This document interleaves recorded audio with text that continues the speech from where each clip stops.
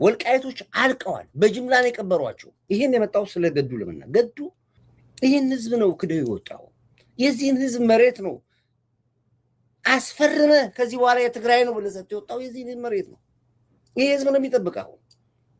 እሳት ነክሶባል። የዛ የወልቃይት ደም የዛ የወልቃይት ህዝብ እልቂት ንብረቱን አሳልፈ ሰጠ ዝም ባለ እንደገና ወጣ መልስ አሁንም ነፃነቱን የያዘውን ህዝብ እንደገና መሬቱን ነጥቄ ልስጠው ነው የምትታገለው ከዋት ጋር። አንተ ማፈር ነው ያለብህ ገዱ። ያዳመጥከኝ ነው? አዎ። ዙሪያን የከበቡ አክቲቪስቶች ይኸው እኮ እነ ስታሊንም እኮ ገዱ ገዱ ይሉ ጀመሩ። ህዋቶቹ ራሱ ገዱ፣ ሻዕቢያዎቹ እኮ ገዱ ገዱ አሉ። ለምን? የሰራውን ስራ ስለሚያውቁ ነው።